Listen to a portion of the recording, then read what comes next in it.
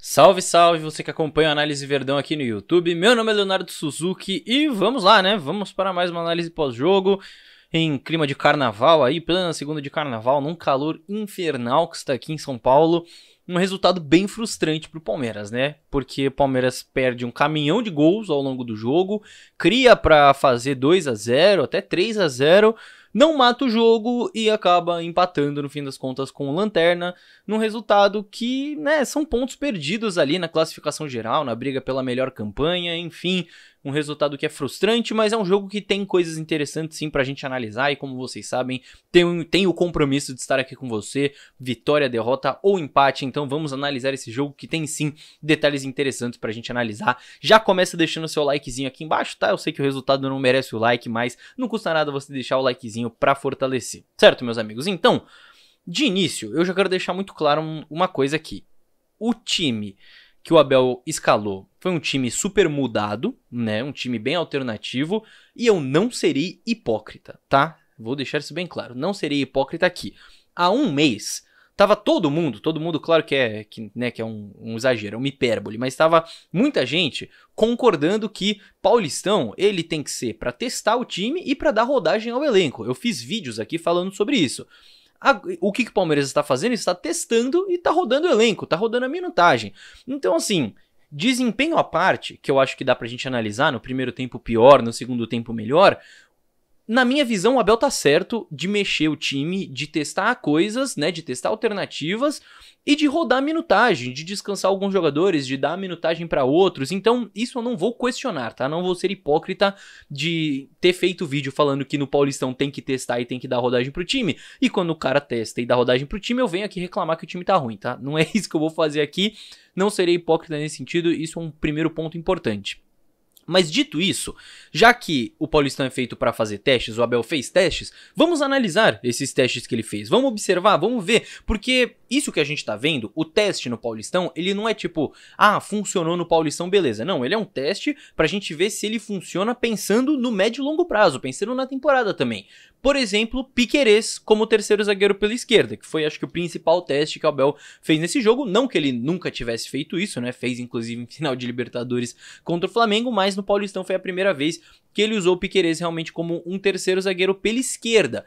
E eu acho que assim, defensivamente foi um negócio que foi se ajustando ao longo do jogo. No primeiro tempo deixou mais espaço, no segundo já foi muito melhor ali o Piquerez defensivamente, mas como alternativa ofensiva, olhando para a temporada, eu acho que é uma boa alternativa ofensiva que o Palmeiras tem, principalmente para jogos em que o Palmeiras precisa correr atrás do resultado, tá? Correr atrás do resultado, precisa fazer gol, porque eu imagino o Abel seguindo aí com essa ideia de 3-5-2, vou falar sobre isso mais pra frente aqui no vídeo também, mas vamos pensar que o Piquerez é o ala esquerdo titular do Palmeiras, e o Palmeiras tá num jogo que precisa fazer gol, precisa correr atrás desse resultado. O Abel pode, num segundo tempo, tirar um zagueiro, deixar o Piquerez como esse zagueiro pela esquerda e espetar um cara ali na esquerda, como o Caio Paulista, por exemplo, como foi hoje, ou um ponta, né, ou um Lázaro, por exemplo, que acabou de chegar, um Bruno Rodrigues, um Dudu. Enfim, é uma alternativa que se cria e que eu acho que é interessante, porque o Piquerez, sendo esse zagueiro por ali, ele te dá boas alternativas com bola, porque ele tem uma condução, e a condução atrai a marcação do adversário, ele tem um passe interessante para construir ali por dentro, né? Ele é um cara muito vertical, ele é um cara que tem velocidade, tem força para recuperar as costas no momento defensivo, então eu acho que é uma alternativa válida e que pode ser mais treinada e usada em contextos específicos ao longo da temporada. Outra coisa que o Abel fez no jogo de hoje, mais uma vez, foi essa trinca de meio campo, né? Ele já tinha usado contra o Ituano Aníbal Moreno, Zé Rafael e Richard Rios, depois de muitos pedidos da torcida, inclusive, e dessa vez a gente teve Fabinho como o 5, Rios mais uma vez ali como esse segundo volante pela direita e o Zé Rafael também meio que como esse terceiro homem de meio campo pela esquerda, né? Muitas vezes quase que como um meia, quase na função do Veiga, e o Zé Rafael, assim, o cara é craque, né? Absurdo, principalmente no lance do gol ali, é realmente um negócio absurdo o corta-luz dele, mas acho que também foi um teste válido, um teste interessante, e me parece que é muito isso que o Abel tá pensando pro time. Usar uma trinca de meio campo, podendo ser 3 volantes ou podendo ser o Veiga pode ser esse terceiro homem de meio campo ou pode ser o segundo atacante, como foi contra o Ituano, enfim, eu acho que é mais ou menos isso que tá na cabeça do Abel. Então esses foram os testes, só que o primeiro tempo foi um primeiro tempo arrastado, né? Foi um primeiro tempo morno, que tem sido uma constante nesse início de temporada. O Palmeiras teve mais de 70% de posse de bola, finalizou 10 vezes, mas com muito erro técnico no terço final, muito erro em tomada de decisão, né? Faltou fluidez para criar mais chances de gol, que foi o que sobrou, principalmente no gol do Palmeiras, né? No primeiro lance ali do segundo tempo, que mostra todos esses princípios funcionando, né? Isso foi muito interessante com um pouco mais de fluidez. Então, é um gol que surge com o Piquerez construindo. Então, se você vê na origem do gol, o Palmeiras está na sua saída de 3, com o Piquerez sendo esse terceiro zagueiro pela esquerda. E é ele que inicia a jogada construindo, conduzindo, encontrando o passe vertical, que é uma coisa muito importante para esse zagueiro.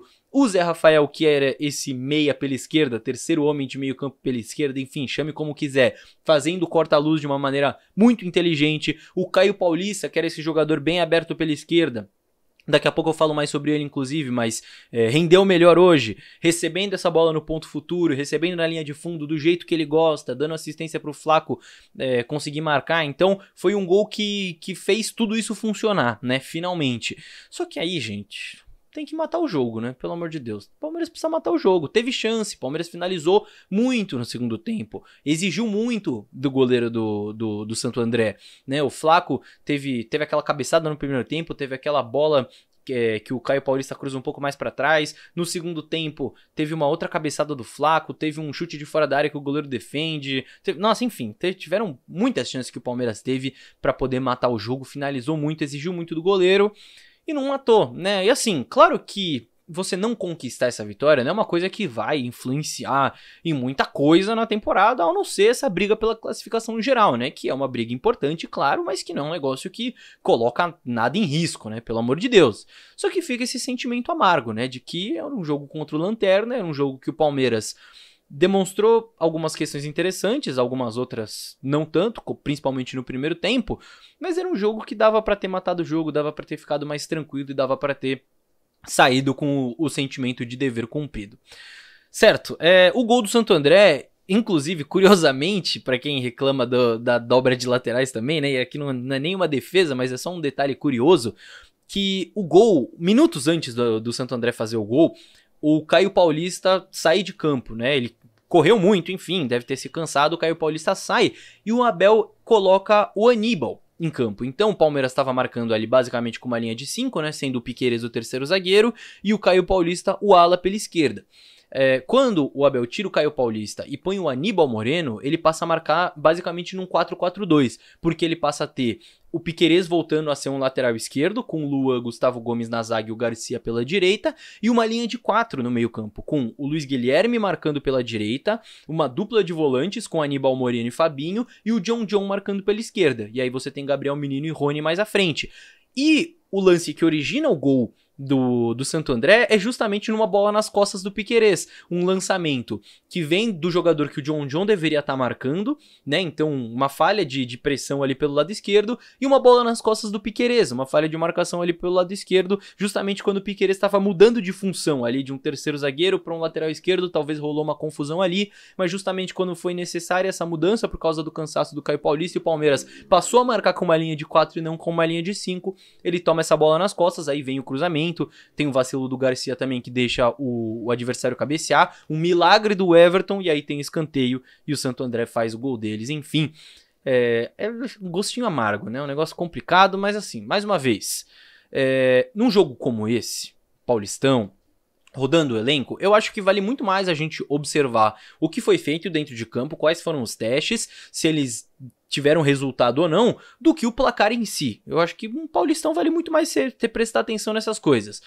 Não é uma coisa, não é um resultado que vai influenciar a temporada, só que era pra ter vindo a vitória, era pra ter conquistado os 3 pontos e de uma maneira até mais tranquila do que simplesmente o 1-0, era pra ter matado o jogo antes. Certo, meus amigos? Mas eu não vou ficar em depressão aqui não, vamos olhar pra frente e quando tem um jogo que são feitos testes, eu gosto também de destacar algumas individualidades por aqui, porque a gente vê alguns jogadores em campo que não jogaram tanto, ou que estão ganhando minutos, eu quero fazer alguns destaques aqui porque eu acho que alguns jogadores aproveitaram a oportunidade hoje, apesar do Palmeiras não ter saído com a vitória, tá? Primeiro, o Fabinho. O Fabinho é um cara que, na minha visão, sempre que ele entra, ele demonstra que pode ter minutos e que é um jogador confiável. Na minha visão, ele foi bem hoje e prova que pode ser um ótimo reserva para essa posição de camisa 5. Um ótimo reserva para o Aníbal Moreno, por exemplo. Eu acho excelente, acho que foi bem o Fabinho.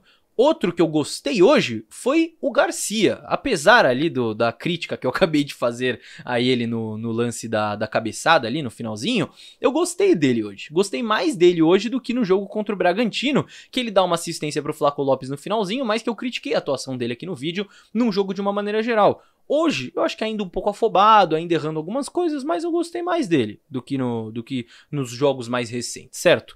Caio Paulista, eu acho que vale a gente falar sobre o Caio Paulista, porque hoje ele jogou na função que ele rende melhor, que é como esse cara bem aberto pelo lado esquerdo, podendo chegar à linha de fundo, né, jogando ali bem aberto, podendo usar dessa potência, dessa força física, e o Caio Paulista é isso. Teve vídeo aqui sobre o Caio Paulista analisando ele, e é o que eu falei, e é o que a gente vai ver em campo. O Caio Paulista ele é um cara que vai errar, que ele não é tecnicamente brilhante, né, ele não é um cara que vai ter grandes soluções ali técnicas, mas ele é um cara que participa muito, que entrega muito, né, e que pode ter o seu valor jogando como esse cara aberto ali pelo lado esquerdo, jogando na melhor função, não como um ponta direita que corta pra dentro e bate, né, como ele foi no Fluminense e foi mal. Não, mas como esse lateral barra ala que chega na linha de fundo, que usa sua potência física. Nesse sentido eu acho que ele pode ser utilizado. Foi inclusive, como eu disse, o que eu falei na análise dele, certo? Que saiu aqui no canal. Vejam sempre as análises dos reforços, porque eu sempre dou o gabarito aqui, modéstia à parte, de como o cara pode ser utilizado no Palmeiras. Inclusive, nesses últimos dias saiu a análise do Lázaro, tá? Então, se você não viu, depois você entra no canal e assista a análise do Lázaro. E a última individualidade que eu acho que vale destacar, é claro, o Flaco Lopes, que marcou mais um gol. E assim, eu tenho falado aqui ao longo do vídeo de rodar o elenco e tudo mais, mas se tem um cara que tá tendo chance nesse Paulistão é o Flaco Lopes, né? O Flaco Lopes, o Abel mudando o time, tirando alguns titulares, joga um, não joga outro, mas o Flaco Lopes tá sempre aí jogando, e na maioria das vezes como titular, ganhando muitos minutos, tendo as suas chances, ainda perdendo algumas, é fato, mas marcando seus golzinhos. Isso é muito importante e na minha visão ele tá se provando nesse início de Paulistão, que pode ser um cara importante ao longo da temporada, e se tudo der certo, 2024 vai ser o ano que o Flaco Lopes vai dar o salto, vai subir de degrau e vai se tornar um jogador mais consistente, né, mais regular. Eu acho que é isso que a gente espera do Flaco Lopes para essa temporada, tá? Além disso, um último detalhe que vai virar vídeo em breve, me parece que o Abel decidiu a formação para a temporada, né? Não sei se vocês estão percebendo, mas ele muda os nomes, ele muda algumas funções, mas a base ali tem se mantido a mesma. 3 zagueiros, 2 alas bem abertos, se aproveitando da velocidade para chegar na linha de fundo, uma trinca no meio campo, e aí podem ser 2 volantes mais o Veiga, 3 volantes, enfim, e 2 atacantes. E aí pode ser o Veiga, pode ser Rony e Flaco, pode ser Flaco e Breno como foi hoje. Essa estrutura tem sido mantida, isso vai virar um vídeo em breve, eu imagino. Mas enfim, vale a gente ficar de olho. Me parece que de fato essa será a formação do Palmeiras para a temporada, aí um 3-5-2, dá para chamar dessa forma. Então espero que o Palmeiras desenvolva melhor isso ao longo do Paulistão, porque no fim das contas ele é feito para isso. Certo, meus amigos? No mais é isso. Espero a participação de vocês aqui nos comentários. Como eu disse, o último vídeo que saiu no canal foi uma análise completa de como o Lázaro joga e como ele pode encaixar nesse time. Então, se você ainda não viu, entre no canal e veja, porque ficou um vídeo bem bacana. E esperem mais análises táticas saindo por aqui nos próximos dias também. Se você tiver alguma sugestão, é sempre muito bem-vindo aqui nos comentários. Comente a sua sugestão de vídeo, que eu tô sempre lendo todos os feedbacks de vocês por aqui. Certo, meus amigos? No mais é isso. Muito obrigado pela companhia em mais um vídeo. Vejo todos no próximo. Tchau, tchau.